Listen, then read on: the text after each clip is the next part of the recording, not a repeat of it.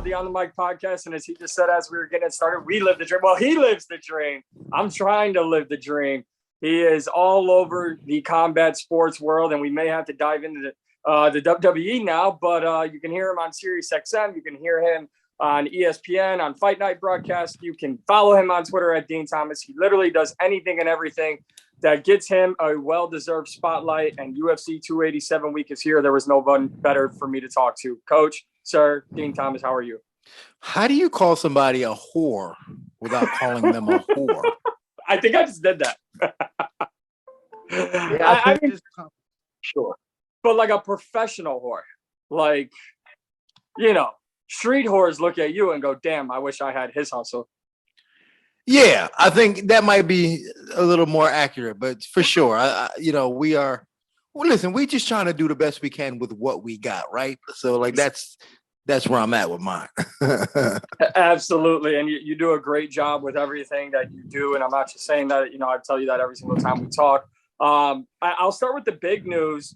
Endeavor buying the WWE, and the WWE and UFC kind of branding under the same umbrella. They obviously won't be the same. I don't think Roman Reigns is fighting John Jones anytime soon.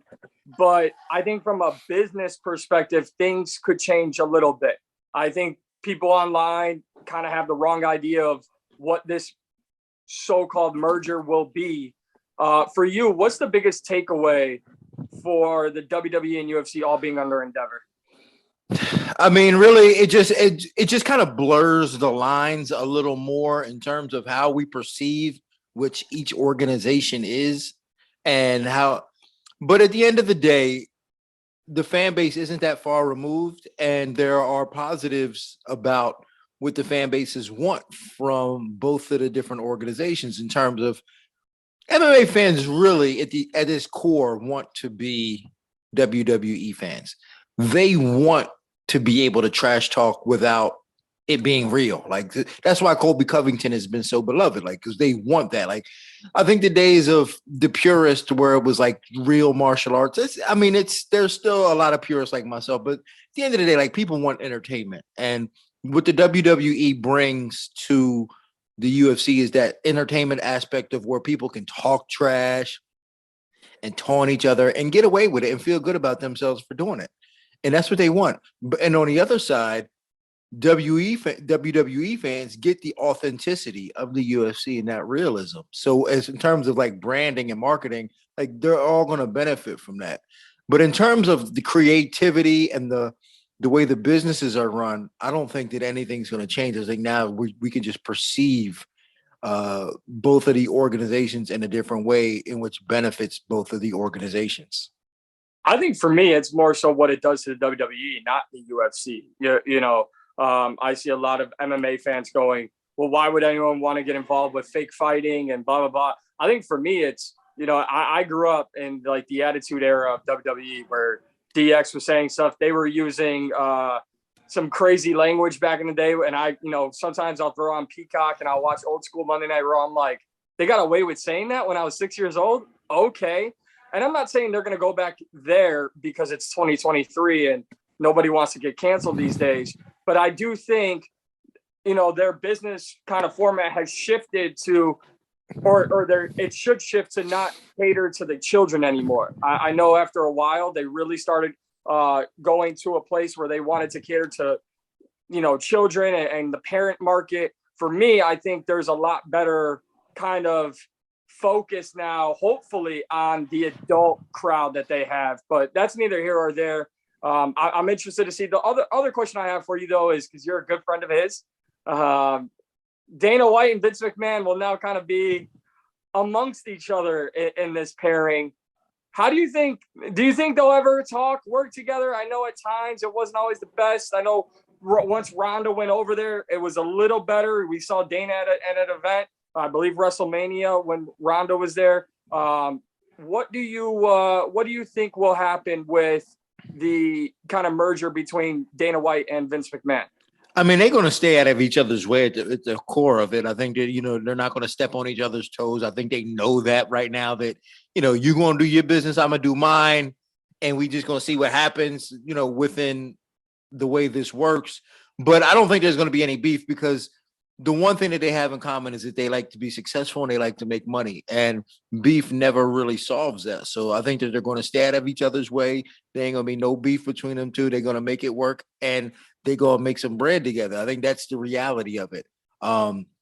I think that Ari Emanuel is a good mediator between the two. He'll make sure that things stay cordial between everybody if there is beef. Because I mean, let's face it. I mean, both guys, to be in that position, to be that successful, you have to ruffle some feathers and you have to have, stepped on a few people along the way, and or not even necessarily stepped on a few people along the way, but you got to leave some people behind along the way. Some people that might, have resentment towards you. So we know that, that they ruffle some feathers and left some people behind along the way. But I think that Ari Emanuel is a great mediator, and he'll be able to manage the whole dynamic between the three of them because there's a lot of power between the three of those guys.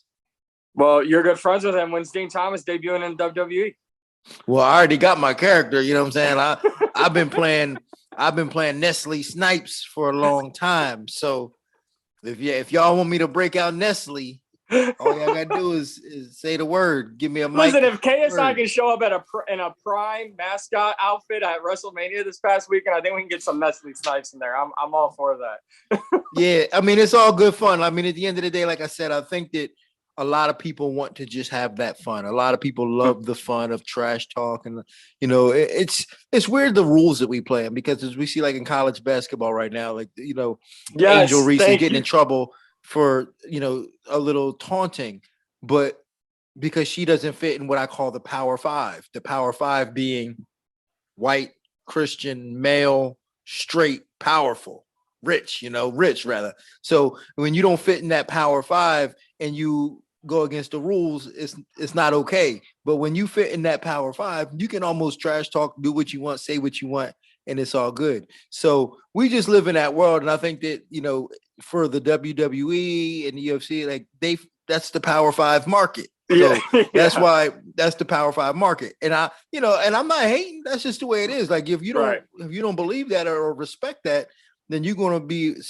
sad a lot. So that's what I'm saying. Like for me, I know what it is, and I know how to play the game. So that's why I'm here where I'm at now. Absolutely. I didn't anticipate asking you about this, but you mentioned, so I got to ask you about it because I kind of engaged a little bit online. I engaged privately among friends and some sports chats I have. And I was pretty pissed off because, I mean, you tell me if I'm wrong, but let's just call it what it is. You're mad at Angel Reese mainly because you're racist. Or sexist. It's got to be one of those two things, because I can bring up 1,000 examples. Here are the two rebuttals you hear a lot so far about Angel Reese mocking Caitlin Clark in the national championship game this past weekend. You hear, well, the game was over and she walked towards Caitlin Reese. Okay, let me go back to this past NFL season and bring up 100 examples of a team blowing out another team. And when the winning team scores again, they put their foot on their throat in a way of taunting and celebrating. But we don't pay attention to that.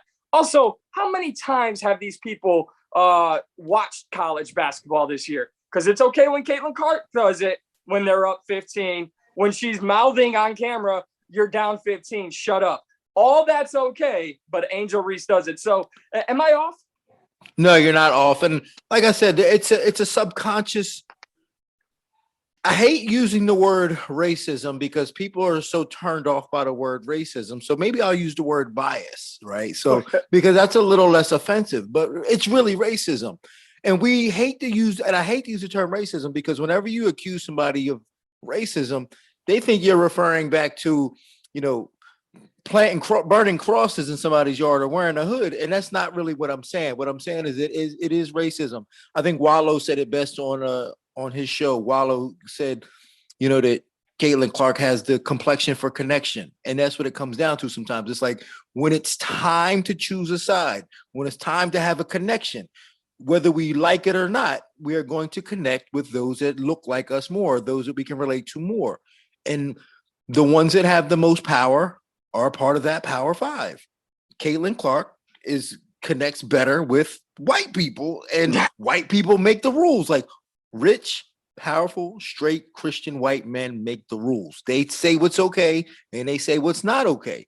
When they say something's okay, the world agrees with it more often than not. If they say something's not okay, The world says, hey, that's wrong. You can't do that. But the reality is that you have to fit in that power five. Like as a man, I can get away with certain things that women can't get away with.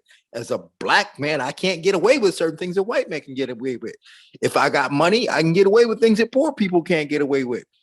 As a straight man, I can get away with things that a homosexual man couldn't get away with. So it's just, again, like it comes down to that connection and that relatability. And the closer you are to the power five, the more liberties you have to take in this world. Well, beautifully said. I'm happy I was able to address it because, talking to you isn't just a preview show of the pay-per-view. It's always a therapy session for me as well. So let's get into UFC 287. We talked about fun. We talked about entertainment and what fans want to see. And I don't know if they want to see anything more than Israel Adesanya and Alex Pereira. I guess 4, right? Like if we're counting kickboxing, we're at 4. And they say, what did DC say? I think when you lose 2 times, it's not a rivalry. But, we got the fight in MMA. Alex Pereira almost finished in round 1 by Israel Adesanya in their first meeting. He held through and he beat Izzy. And now Izzy's looking at not only the man who has beat him 3 times in their first 3 meetings, but the man who has his belt in a division he ran for so long. I'll start with this question. What happens to Israel Adesanya if he doesn't beat Alex Pereira this weekend?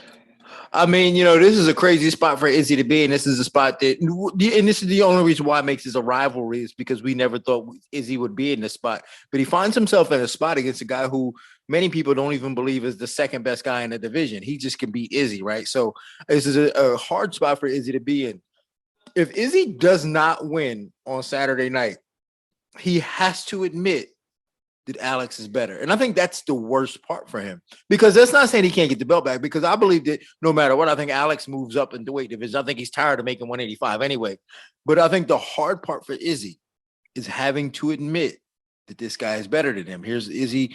I think Izzy prides himself with being the best in the world. I think he prides himself in being, elite and being grand. And having to admit that Alex is better than him is going to be hard for him, because he lost to him twice in kickboxing. Was extremely excited about fighting him in MMA. Oh, it's a different sport, blah, blah, blah, blah, blah. Then he loses to him in MMA. And does he take time off to go, let me work on my game, let me fix things? No, he didn't. He said, I want to fight this guy immediately because I know I'm better. So this is like a personal for Izzy. So for him to lose on Saturday night, he's going to have to admit it, which I think is worse than not getting the belt back, but just having to admit to the world that somebody's better. When you are that level of a competitor and that type of artist, and to admit that somebody's better is hard for you. And I think that's what it's a stake here for Izzy.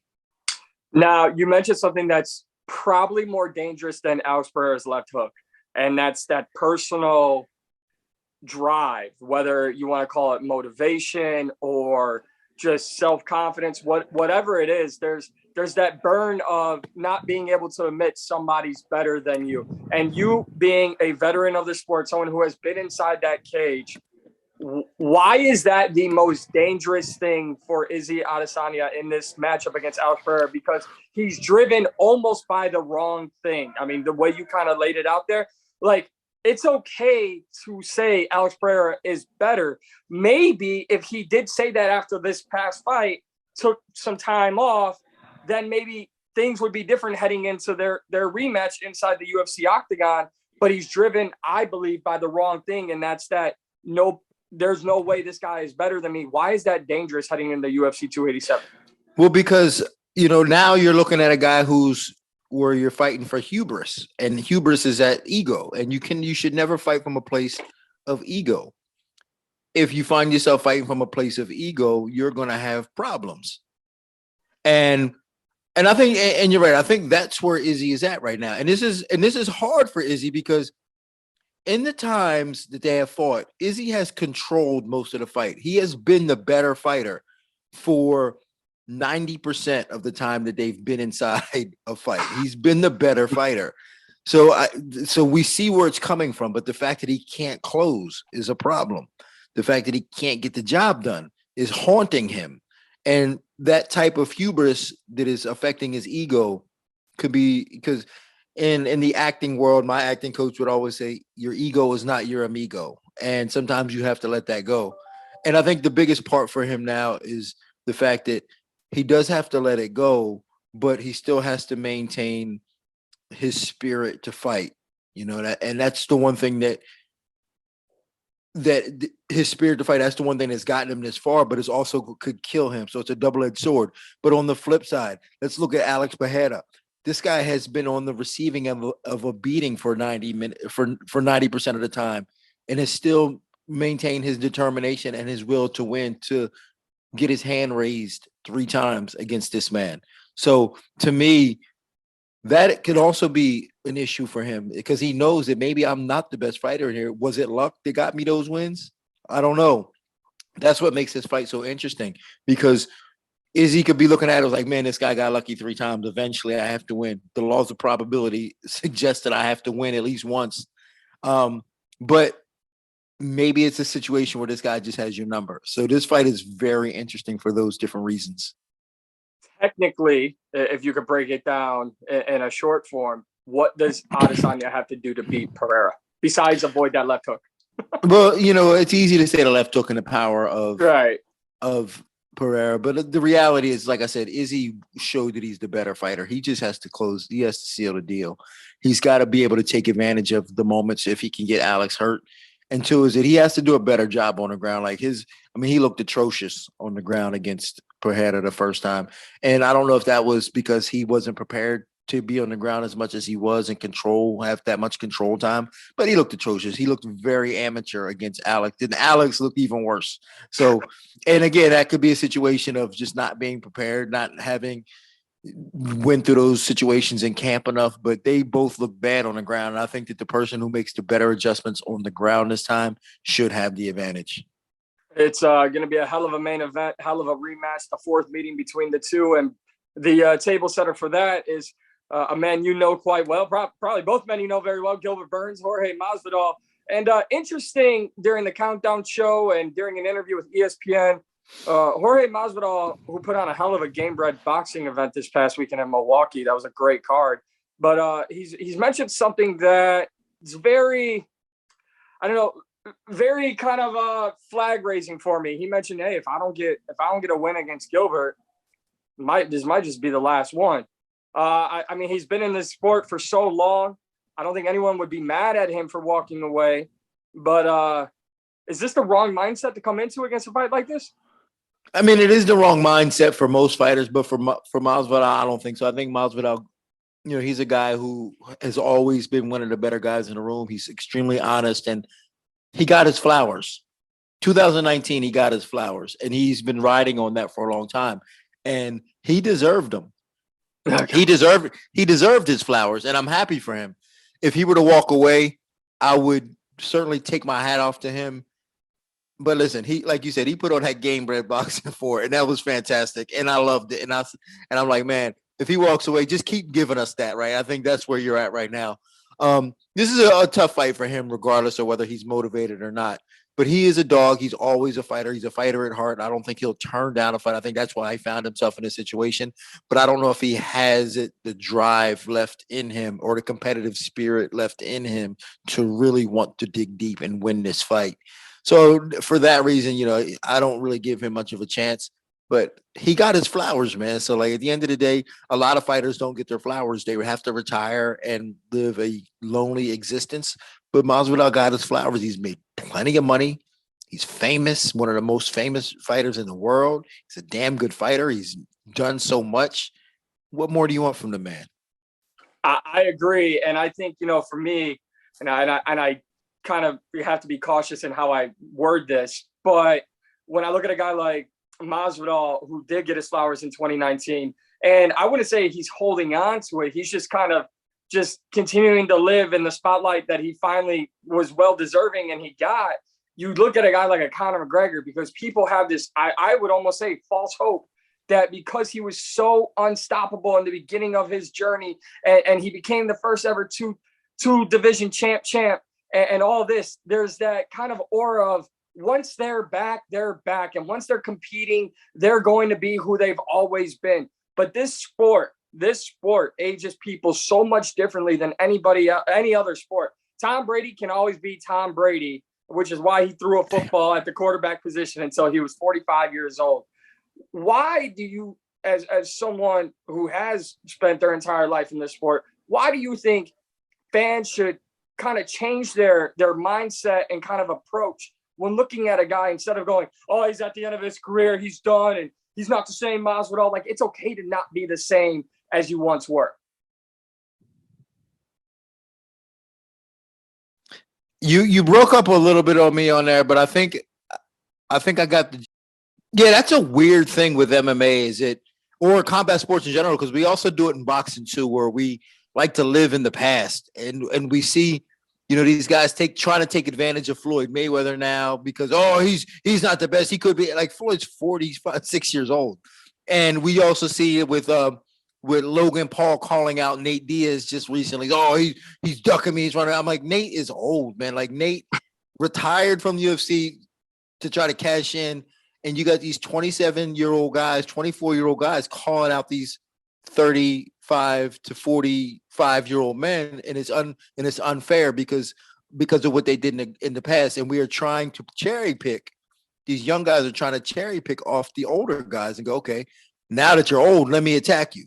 And part of that has to do with, like you said, the fans, because the fans like to live in the past. We like to look at how great guys used to be and hold them to that standard. But in this game, you get old overnight sometimes, and you are not the same fighter that you used to be. And even for me, like, we saw it with Roy Jones and Anthony Pettis. Like, if that fight took place 15 years ago, I mean, it wouldn't have gotten out the first round. Like, you know what I'm saying? And, like, if you took Anthony Pettis at his peak in boxing and Roy Jones at his peak in boxing, it would not have lasted a minute. But Roy Jones is 54 now. Right. And you can't, and sometimes, and Tom Brady kind of ruined it for everybody by being 45 and still being an athlete, and said, oh, well, look, Tom Brady did it. But the reality is that, Tom Brady did it in a different way. Tom Brady fought a very smart, intelligent fight and not used his physicality. The problem with fighting is, and the way fighters fight now is very physical as opposed to intellectual. And it's hard. And I don't know a lot of intellectual fighters do fight that way. I mean, you got a guy like, I don't know, Gunnar Nelson, who fights a little bit more intellectually, who can probably last a little longer. But most fighters don't fight that way. And even with the intellectual fight, it's still like, you can get knocked out easily, right? So, and that makes MMA a little different. And Josh Cohen likes to say, like, in MMA, you have an 100-point play. Like, in basketball, there, you can only get the most 4 points. You shoot a 3-point, make it, get fouled, that's 4 points. That's it. In football, you can only get 6 points. But in MMA, you can have 100-point play and you can get knocked out. And that's what happens to fighters when you get older. Your reflexes are going. You could still be pretty good, but you're going to get knocked out. I mean, We saw it with Frankie Edgar. We're seeing it with Chuck Liddell. Eventually, you just start getting knocked out because you just don't have all the intangibles, and we have to start accepting that for our fighters and stop leaving them in the past, because after a certain amount of time, it's gone. And once it's gone, it doesn't come back. And we can't forget that. We can't neglect that. And when we do, we allow these fighters to have a belief in themselves, and we're allowing them to get hurt. And that's what happens. Fighters continue to fight because they boys. It's like, yo, man, you still got it. Remember what you did 10 years ago? It's like, man, that was 10 years ago. Like, you ain't that same guy no more. No, I perfectly well said. And Coach, I don't have you for much longer. I'm going to try and squeeze in 3 more questions here. One based off what we just said, but I'll leave it for the end. This card is my favorite kind of card because it doesn't have the 3 title fights. It's not littered all through top to bottom with the popular names that are going to bring out the casuals. But right before the co-main event, we have Rob Font, Adrian Yanez, Kevin Holland, Santiago Ponzinibbio. I mean, we have Raul Rosas Jr. back in the cage. We have Joe Pyfer back in the cage. Then we've got some good veteran fights. Why sometimes are these the banger cards? Because it's kind of what we're talking about, the youth against the veterans sometimes, but also I feel like, and don't get me wrong, I love the MSG cards. I love the star stack cards and all of that. But when we can fill in, we can throw in a little bit of youth, we can throw in a little bit of rising prospects, and then we have, our main course of the co-main event and a title fight in the main event. Are you like me, or do you like the big stacked cards with all the names that bring everyone up? Well, no, I'm an X's and O's guy. Like, the names don't really impress me all that much. But cards like this are great because of the story. I think that the UFC does a really good job. The matchmakers do a really good job of telling stories within cards. And they did a great job with this one. I mean, Rob Font, Adrian Yanez, you got the old and the youth. Does Rob Font still have anything left, or is Adrian Yanez the truth? Like, is he going to emerge? So, like, the story in that. And then you got obviously Ponzinibbio, who is just an absolute dog, taking on Kevin Holland, who's a showman in himself. And then Raul Rose. I mean, there's so many storylines in which they tell, and it's a very sexy thing for a very sexy town like Miami. So I think this card is extremely sexy in that way. And you have a lot of guys who are going to come to fight. And this is a great opportunity for them to showcase their skills in a place like Miami, out here on the East Coast. And I think it's a great card, man. I don't know what the rumors are right now in terms of like the name value, but for me, I think there's a lot of good fights on this card. I think it's very action packed. And like I said, I think it's a sexy card for a place like Miami.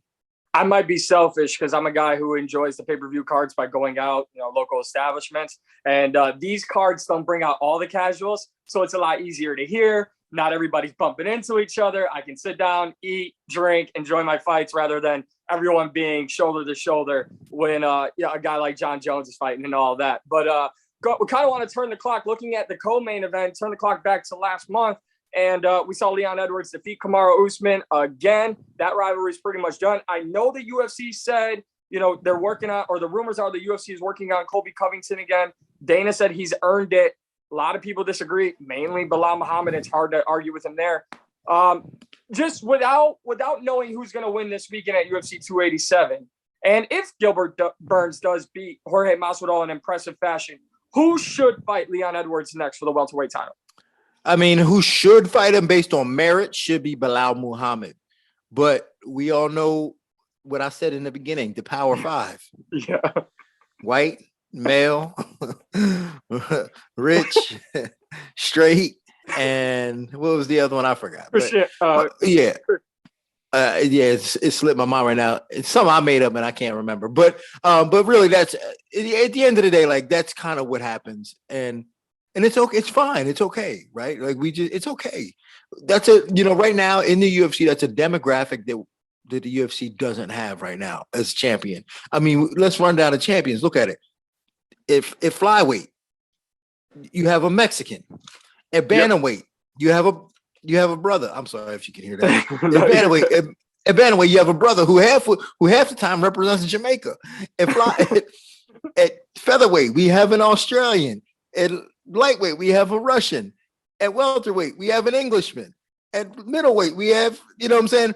And the list goes on and on and on. Yeah. So, like, at the end of the day, like, they don't have that market right now. They don't have that market that truly caters to the Power Five.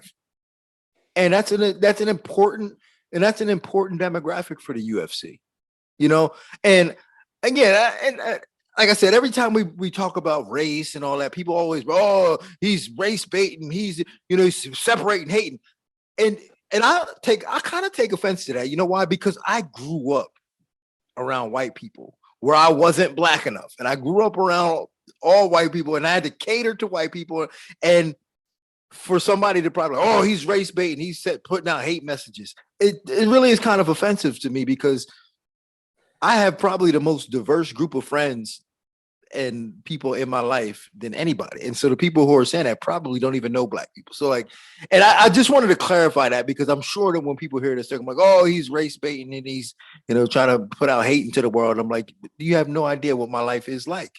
And the reality is that I can speak on this because I understand it and I accept it. I accept what the realities of this world is. I accept that. And I just got to call it like I see it. So in terms of that, Colby Covington is going to get the next shot for not because he deserves it based on his merit of fighting ability, but because he's good. He's a damn good fighter. You can put him in there and he might even win the fight. But the reality is he serves a demographic that right now the UFC pretty much needs. Yeah, it's unfortunate if you're on the Bilal Muhammad side, but I completely understand what you're saying. And Coach, this one is a kind of a question just for me because I'm working on an article this week. And I think, if I'm going to pick the brain of anyone, it's going to be an intelligent mind like yourself. And I'm working on a piece on Israel Adesanya and what I'm calling it is the beautiful imperfection.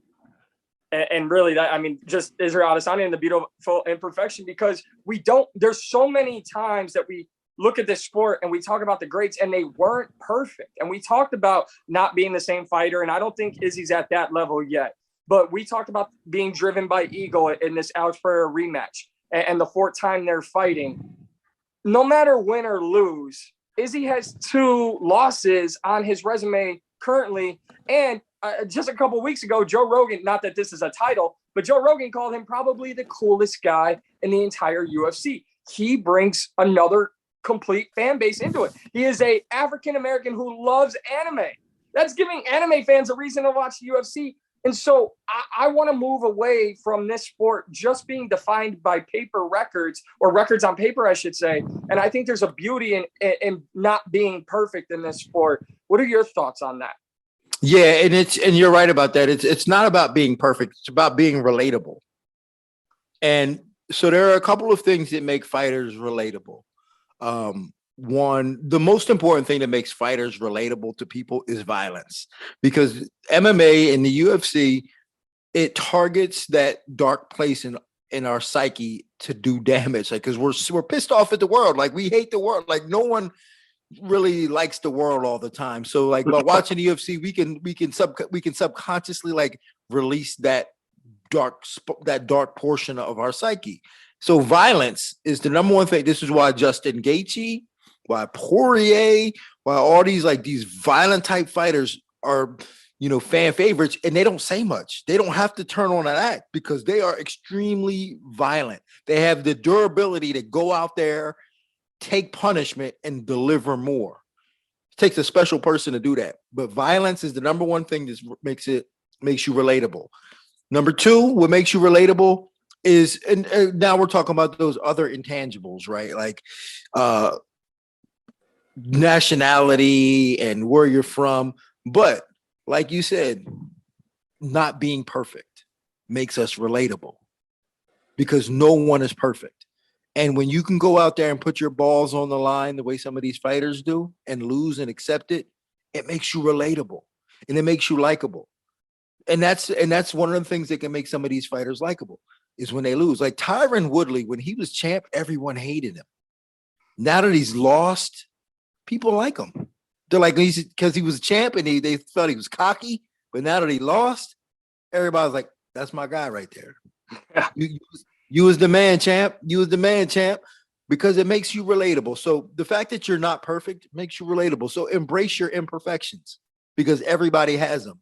And if you can accept and embrace your imperfections, you give permission to other people to embrace their imperfections, and they don't have to hide from the world. So that's a great thing, to be imperfect.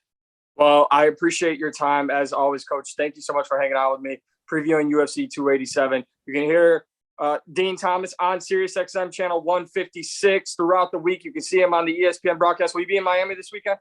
I'll be in Miami. I leave Thursday. So if y'all down in Miami, holla at me. I might end up at the steakhouse. All right. So I will not tweet in during the weigh-in show because I don't want to get roasted anymore. If you notice, I didn't do I'm not. Don't worry. Chris Weidman's on the weigh-in show. They replaced me.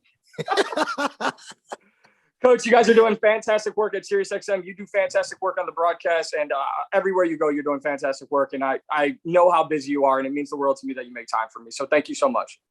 Thank you, man. I appreciate you too.